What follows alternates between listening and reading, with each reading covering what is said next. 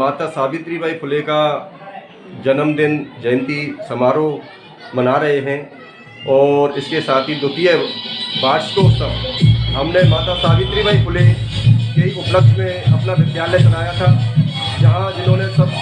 गरीब बेसहारा मजदूर उनके लिए विद्या देने का जो बीड़ा उठाया था, उन्हीं महापुरुषों की प्रेरणा से हम लोगों ने कोविड-19 में जब बहुत बुरा वक्त चल रहा था, बच्चे इधर उधर भटक रहे थे, शिक्षा विहीन हो रहे थे, उस समय उन महापुरुषों की प्रेरणा से हमने अपने खुद के निजी प्लॉट में मैंने 8-10 बच्चों से शिक्षा देना शुरू किया, क्योंकि मैं खुद पेशे से अध्यापक हूँ। मैं राजकीय उच्च माध्यमिक विद्यालय इलक में कार्यरत हूँ। मेरी एक ख्वाहिश है, दिली इच्छा थी कि बच्चे कोई भी बिना शिक्षा के नहीं रहें, इसलिए धीरे धीरे हमने शिक्षा का वो लोग हमारी बाल पाठशाला के लिए हरदम सहयोग देने के लिए भी तैयार रहते हैं। इसमें सबसे बड़ा सराहनीय सहयोग जो रहता है, आज शुरू से अब तक हमारे जो अरविंद प्रोफेसर साहब हैं, वो हमारी बाल पाठशाला के लिए प्रतिमा 2500 रुपये देते हैं, और इसके साथ ही डॉक्टर अशोक जी जो हृदय रोग विशेषज्ञ हैं, वो भी हमारी बाल पाठशाला को 1000 रुपये प्रतिमा देते हैं। और समय समय पर विभिन्न सामाजिक संगठनों के भामाशाह हमारे पाठशाला में आते हैं। बच्चों को जुर्राब है, जूते हैं, जर्सियाँ हैं, हर संभव जहाँ तक होता है बच्चों को पढ़ने के लिए शिक्षण सामग्री लाते हैं, देते हैं। बच्चे बिल्कुल प्रसन्न मुद्रा में आगे बढ़ रहे हैं, सीख रहे हैं। बाल पाठशाला दिनों दिन उत्तरोत्तर विकास कर रही है, और मैं आज बाल पाठशाला के संरक्षक के नाते ये संदेश देता हूँ, देश में, राज्य में, पूरे हमारे भारत देश में कोई भी शिक्षा की विहीन ना रहे, सब बच्चों को शिक्षा मिले, क्योंकि शिक्षा मिलेगी तो हमारा देश उन्नति करेगा। देखो, आदमी और जानवर और बहुत सारे प्राणी हैं दुनिया में, जीव जंतु। अब आदमी क्यों अलग है कि उसका मस्तिष्क दिमाग विकसित है, और दिमाग विकसित होने के बाद वो शिक्षित हुआ था और ज़्यादा विकसित हो गया। अब आप लोग ये जो सामने बैठे हैं हमारे, मैं भी उनमें शामिल हूँ। हम लोग भी आप ऐसे ही आए हुए हैं, कोई कहीं बहुत ऊंची जगह से नहीं आए हुए हैं।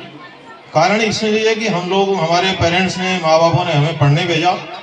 और हम पढ़ लिख के कहीं ठीक ठाक जगह पहुँच गए, इसलिए आज यहाँ बैठे हैं। मंदिरों को दान देते हैं, गुरुद्वारों को दान देते हैं, जो हमारे समाज में सफाई व्यवस्था करते हैं उनको दान देते हैं, गरीब व्यक्तियों को दान देते हैं,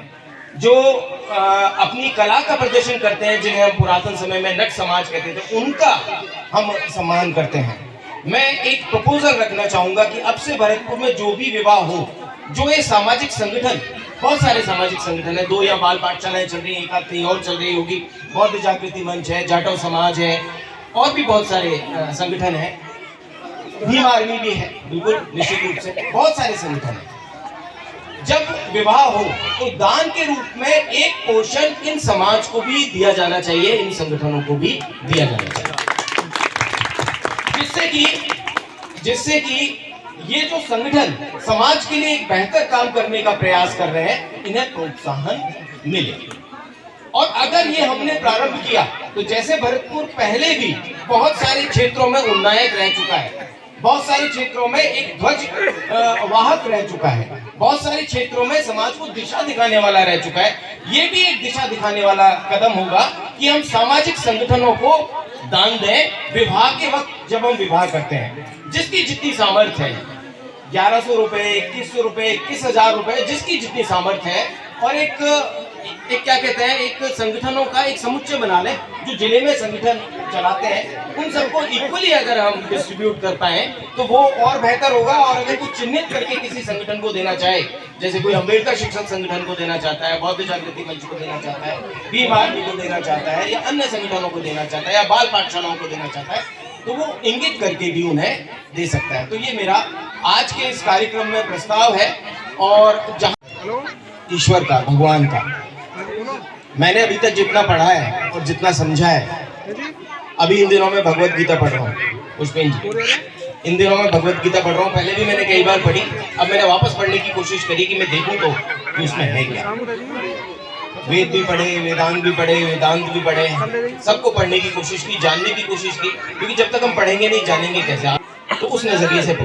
जब ये सब पढ़ा तो एक चीज जो मेरे जहन में है, अगर ईश्वर कहीं है, भगवान कहीं है,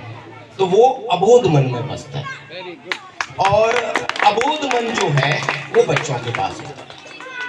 उनसे ज्यादा अबोध कोई नहीं होता। अगर आप उनकी सेवा करें, उनके जीवन को यदि आप शेप कर पाए, बना पाए,